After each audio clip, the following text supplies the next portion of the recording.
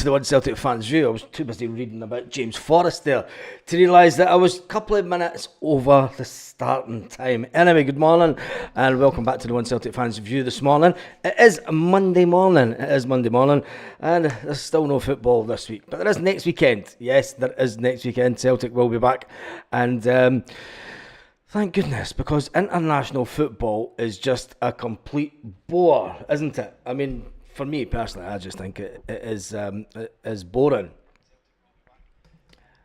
And anyway, I was going to jump into the comments before we talk about KRIS Boyd's shocking admission when it comes to Celtic. Scenarios was first in from a cold London, pouring the rain in North London. Stephen Johnson is in the house. She's doing absolutely fantastic, Stephen. She's working through another room. Gary's in the house. He's saying good morning to Stephen. Good morning, everyone, Gary says. Anne-Marie is in the house saying good morning to Stephen, and Jim F is in the house saying good morning. What we got? Second of the northeast of Scotland. Get me -2. Wow, -2 in the northeast of Scotland this morning. If you're lucky enough to be on my Instagram, at 7:30 this morning, it was 20 degrees when I was sitting outside in the dark having my coffee. Because, it's still dark at 7:30 in the morning here. But anyway, Jim F is at the house. Pubcat's in the house. Gary Haycroft, Jim F. James is in the house. Tam Mack's in the house. Joseph Dockert is in the house. I'm doing fine, Joseph. And Ali Boy, 1888. And Grace T. Hail from a cloudy Girvan. Girvan's a fantastic place, isn't it? It is. It's just Galvin. Yes, right, let's get on to the one and only KRIS Boyd, because KRIS Boyd has been talking about Celtic, and let's be fair and let's be honest, he's a little bit devastated about Celtic, isn't he? Far the best team in the league in terms of that structure they've got, and I think from behind the scenes as well, and that goes a long way, because we've seen teams in the past where they've had good teams on the pitch, but off field there might be something bubbling away in the background when it. I think he's talking about his old club, things going on in the background. It's just about to kick off, and all of a sudden that transpires onto the pitch. So I think Celtic right now are in a very good place. What do you mean right now, Chris? Keep watching this video, because I'm going to show Chris and the viewers a player that's been at Celtic that has won an incredible amount of trophies in his time. So KRIS Boyd saying that Celtic are in a good place just now. We're going to give you a little history lesson this morning and look at the trophy haul of one player in particular. Off and on the pitch, and you look at the performances that they've shown. I mean, even at the weekend, it wasn't their best, but they go at the bench, they bring in, they brought on energy that was able to lift them and go and get the result. And you look at it. I mean, stuttering. Again, we've just spoken about it domestically. It's very difficult for Brendan Rodgers to play this type of football, this style of football, but then even against the elite in Europe, change the whole thing, because all of a sudden he's selling this to the board of, we're getting in players to go and compete at this level. I want to get this type of player in. And if he goes and changes defensively and sits in, then all of a sudden, like, well, you're telling us this to compete at that level, but then you've changed it. Have you ever had that as a player, when a manager's just completely changed what you were supposed to be doing, and is that hard then to go out and play? See, this is where, for me, Spitter. And at this point, he'll obviously return and talk about a bygone era. Yes, a bygone era at a bygone time in a bygone club. Smith separated himself from anybody that I've been with, and anybody in the Scottish game for that matter, for me, because I mean, he knew on a Saturday he had an 11 or a 13, 14 at the time, whatever it may be, that could still go and win games of football, but change it during the week and still have a team that could compete in Europe as well. And I think we showed that over a period of time. It'd be interesting to know KRIS Boyd's thoughts on and how, and even Walter Smith's thoughts, because football's a different kettle of fish now. Football's a different game altogether, and it's played completely differently. And for KRIS Boyd not to acknowledge that, and back in the day that the likes of Walter Smith were in Scottish football, Tommy Burns, etc., teams didn't sit back and have this low block. And let's face it, it's a completely different ball game now. And KRIS Boyd needs to remember that Celtic have been champions for a long time now. We had a blip here, we did have a blip here, which takes us on to the next segment of the programme. Enough about Kris Boyd and his shocking admitting that Celtic, well, it's not a shocking admission, but it is for him. It's probably hard to take that Kris Boyd admitted yesterday that Celtic are the best team. He says, behind the scenes they're doing well, and he says that we've seen clubs in the past when teams are doing good on the pitch, there's things going off in the background that transfers onto the pitch and then implode. Talking about his old club. I don't think that's ever happened at Celtic over the last 15 years, that there's been anything in the background that has upset the apple cart and had an effect on results. He then went to say, when you look at the performance against Ross County, the Celtic weren't at their best. Give Ross County some plaudits. Give Ross County some credit. It's a hard game, Ross County away. It's always a hard game. And anyone that thinks that they're going to... I mean, ultimately, Celtic won. The result does look comfortably on paper, but there's never an easy game. And I think sometimes people like Kris Boyd can be a little bit detrimental to the game and a little bit disrespectful to the opponents. Very disrespectful to the opponents. I mean, Celtic never come out and publicly say that there's going to be an easy game. Anyway, we move on. I want to talk about Rio Hatate. I want to talk about a couple of players that are out of contract. And at that segment of the video, we'll talk about a player that has done unbelievable things over his Celtic career. But Rio Hatate, let's get on to him. Rio Hatate was left out again for the Japan team, and the media seem to be jumping on this, saying that just anything to get a bad news story about Celtic as normal. But will it affect Rio Hatate? The fact that he's not been performing at his best for Celtic, he never does at the early start of the season. He never hits the highs that he did years ago. That's two seasons in a row and that he's looked not at his best, and he does give himself a hard time. And maybe that the international manager has saw that, and maybe the international manager's saying, look, Rio, you're not playing at your penultimate level, if you like. You're not playing at the level that you're used to, so I'm just going to keep you on the bench. And you know, he's come out and said, look, if I'm getting picked for the team, it's a positive. It's a team game. If I'm not getting played, well, that's the manager's choice. But he's got to take the positives. But the media are crying all over it, saying that he's flying thousands of miles. Going on about he's flew 17,608 miles in the last month on international duty without kicking a ball. I know guys that do that on a monthly basis just for YouTube. They don't moan about it.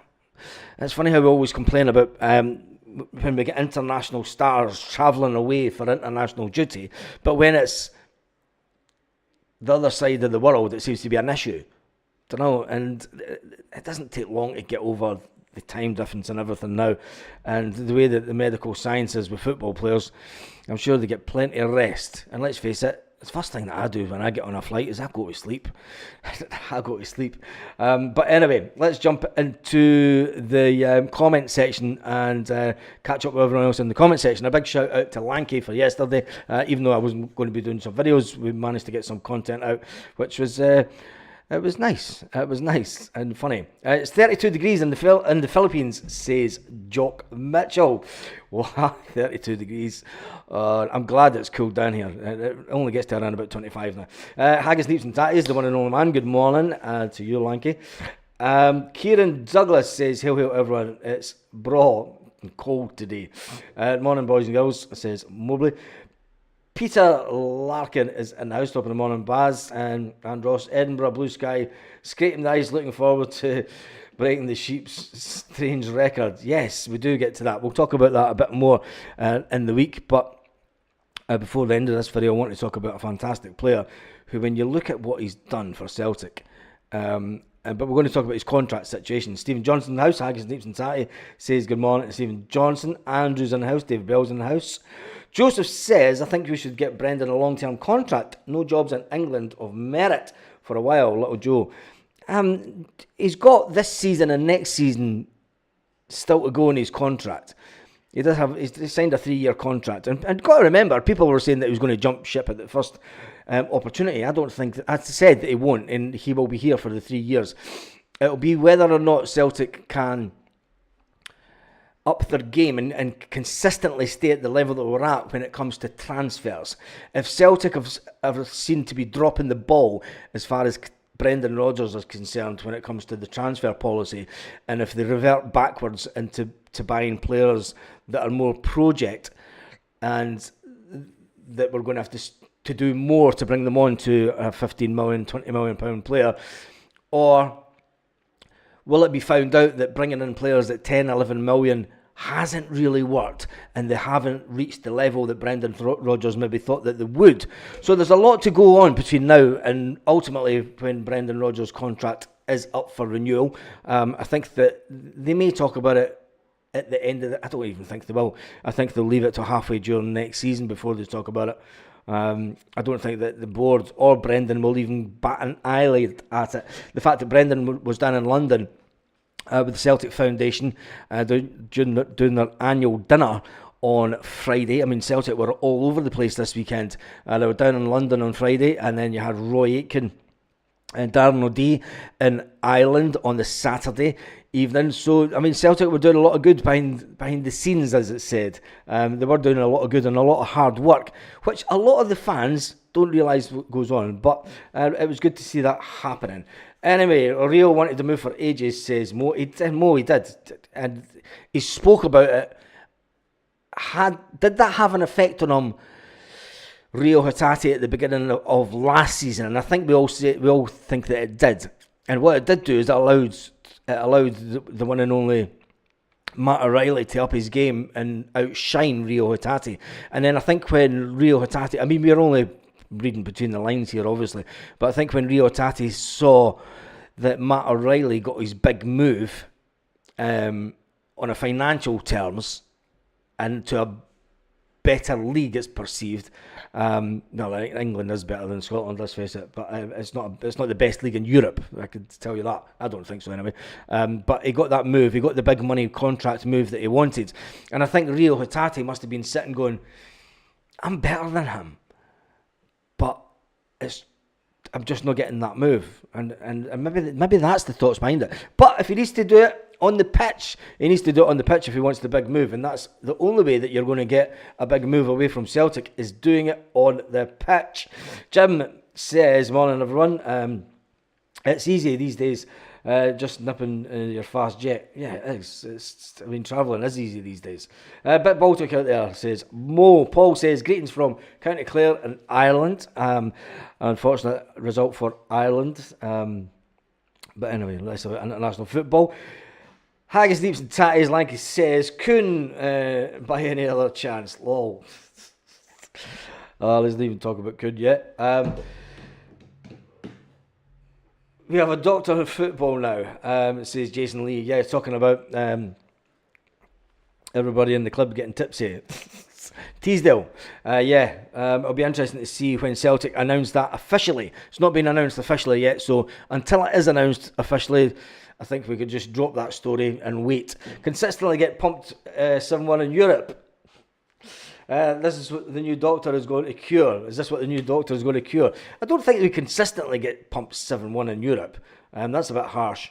There's a lot of other teams that get crazy scorelines like that as well. But I think that Brendan's getting someone in that thinks like him, and when the modern game's all about stats of players and how to. I mean, in the modern game of football, there's slim percentages of changes that needs to be made to a player's game that can give you an unbelievable change in the outcome of the way that player is perceived and what he offers to the team.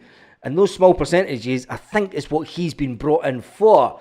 But anyway, move on from Haggis Deeps and Tatties. Before we signed McCowan, I said we will take Paul. He'll be the new Paul Hartley for us.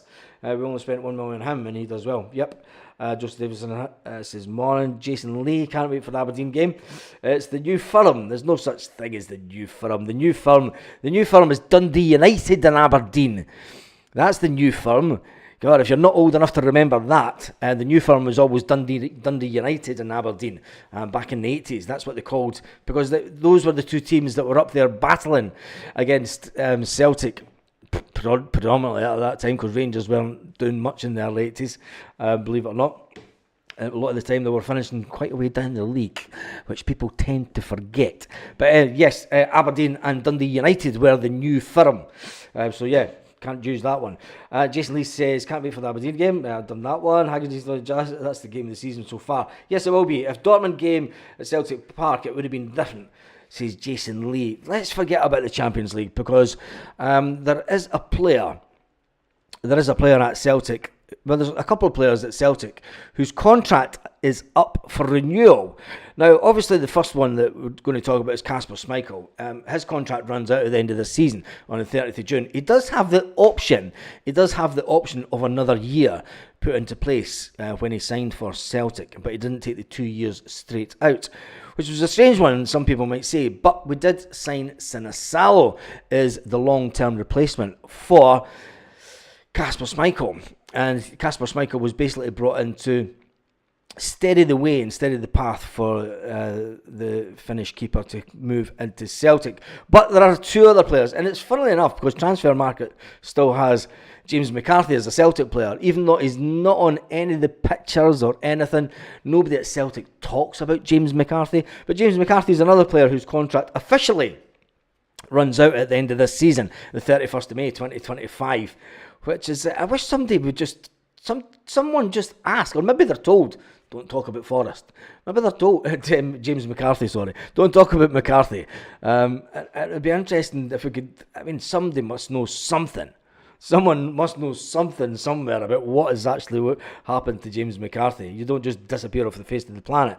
Anyway, Greg Taylor, his contract also runs out on the 30th of June. It's a weird time for the contract to finish, the 30th of June, but then sometimes football does go on into June, as it has in the past. But his contract does finish at Celtic on the 30th of June, which means that Greg Taylor can talk to anyone he wants come the 1st of January 2025, which is not that far away now. We're halfway through October, and there's been a lot of nonsense said over the past couple of days, and it all comes from an ex-Celtic player. An ex-Celtic player talking about Greg Taylor and saying that there's a rift going on between Greg Taylor and Brendan Rodgers. I don't think there is. I just think it's Frank McAvenny talking nonsense, unless Frank's actually... Frank's never in Scotland. Frank sits down in London and talks about Celtic as if he knows what's going on. Oh, I phoned my mate and that... Fuck off.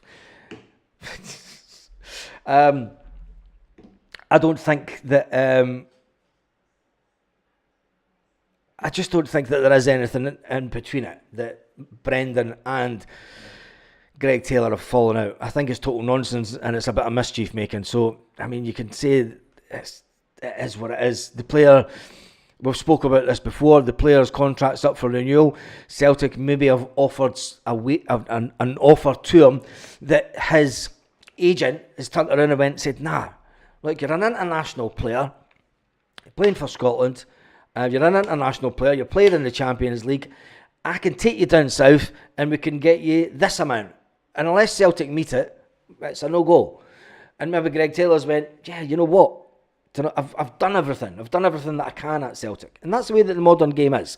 And I don't really want to keep on going on about Greg Taylor, but I just think that it was something that we had to mention. Now, there is one player whose contract is also up for renewal. And when you look at the trophy haul that James Forrest has, oh my God, he must have a cabinet bigger than this for his medals.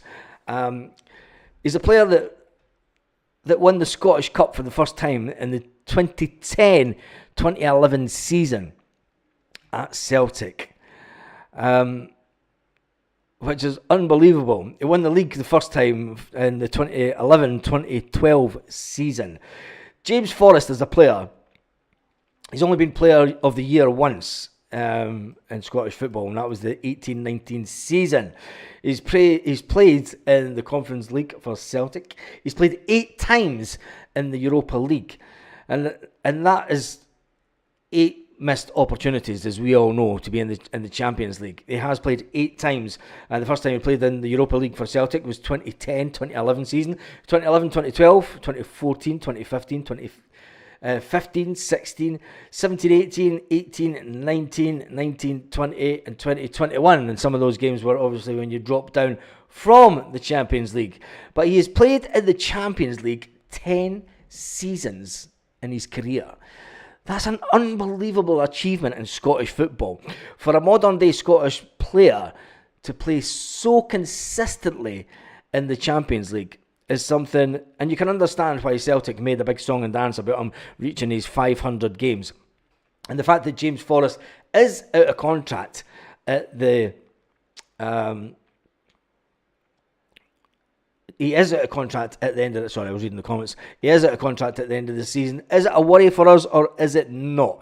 A player that has won 7 Scottish League Cups with Celtic. He's also won 8 Scottish Cups with Celtic.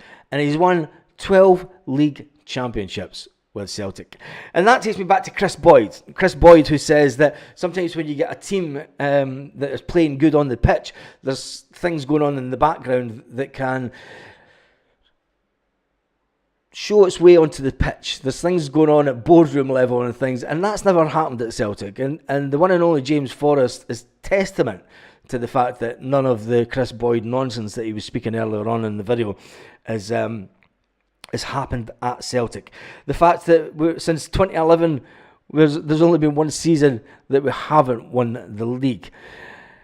James Forrest as a player has been a fantastic servant to the club, but at the age of the grand old age of 33, in football player terms, he's at the twilight zone of his career. And there would have been a time that Celtic would have went out and brought in players that were at that age, bring them in for a year, bring them in for 2 years. But James Forrest, being the winger and being the player that he is, do you think, and tell me in the comments, do you think that James Forrest should get a new contract? Do you think that another year would do him, and then take him into the backroom staff? Because I think that that's where James Forrest deserves to be. He deserves to have a job with Celtic for life, as far as I'm concerned. Anybody that goes through their entire career and devotes their whole career a one-man club, there's very, very few players in the history of Celtic. I mean, the main one was Paul McStay. Paul McStay never done anything at Celtic once he hung up his boots. He moved off to Australia and lives a life happily ever after in Australia. But do you think that James Forrest should get another year at the club? Or will Brendan in the back room and the people upstairs, and ultimately Peter Lawwell, will they see that he's been such a fantastic servant, just like John Kennedy has? John Kennedy is another player that has been at Celtic since he was a kid. And went through the ranks. I think James Forrest going out, winning a treble as a Celtic player would be a fantastic way for him to hang up his boots. And it would be a great testament if the club then turned around. And I'm not saying that James Forrest is past it. I think that James Forrest could have another year in him. But sometimes you just want... Scott Brown picked the right time to go out. Well, ultimately it was the wrong time because we lost the league that season. But when you look at it, I think... what more can James Forrest offer the club? And I think it's in the football academy. I think that the knowledge that James has amassed over his entire playing career would be invaluable to Celtic. Absolutely invaluable to Celtic. And you can't buy that kind of experience. You can't buy the emotions that come with growing up as a Celtic player, a youth player, growing up as a Celtic fan, growing up as a player that wants to break into the first team, and the mindset that goes along with that. You can't buy that. You cannot buy that. And I think that's why it's imperative that Celtic make sure that James Forrest is kept at the club in some capacity within the football department. Whether it be at youth level, whether it be at B team level, but his experience, and along in years to come, in a few years' time with Callum McGregor, I mean, they're going to be two great advocates of the club. And I just think that it's the right thing to do. Is it the right time for James to hang up his boots? I don't know. I think he's got 1 year left in him. But it will be a case of when he gets to the end of this season, and if we do manage to win the treble, I just think that would be a perfect time to do it, because there's always a chance that next season we might not win the treble. Let's be realistic about it. There's always a chance that this season we might not win the treble. Aberdeen might do the unthinkable at Hampden and win the game at Hampden, which then takes us on to the next point. Tamak says new contract, possibly 1 year. Then coaching, says Joseph. Carly's in the house. Greg Taylor stated in the summer that he hasn't been offered a new deal. That was the last official comment made on his contract. James will get another extension on his contract, says Gary. It's all fine, I'm getting another extension on his contract, but is it wasting? And the reason I'm saying, should he move on to the coaching side? Because is it not a waste of his talent and time? To have James Forrest sitting on the bench and coming on for 10, 15 minutes, when he could be given back so much more in knowledge to the future Celtic. And maybe the fact that Darren O'Dee's in charge of the football players, then transitioning all the way up through the levels, development coach or whatever it is that he's called. I just think that the knowledge that James Forrest has, and it is completely invaluable. That's just my thought. But anyway, Tamak says new contract. Haggis, Neeps and Totti. I swear I've got inch that name. Haggis, Neeps and Hatates. Haggis, Neeps and Hatates. What are you going to do when Hatates leaves next summer? You need to change it. James Forrest and Greg Taylor are worried is the fact that we need Scottish contingent for European football. If they leave, we're struggling to fill those positions with good enough Scottish players, which is interesting. I don't think Jamesy would be keen on coaching. What do you think he's going to do after hanging up his boots? Wonder if anyone's asked him. I mean, he's still got a few years left. I mean, players play up to their 35 quite easily. I mean, Scott Brown did it, but would James Forrest be the type of player that would leave Celtic and then go down the leagues to play? I don't think he is. I think he wants to stay a one man team. So that was Haggis, Neeps and Tatis. AR says, remember McStay was meant to be going to Udinese at the time and it fell through. This is true. Big Rab Beanis says, watching some of the youth training videos like Brownie Forrest is there.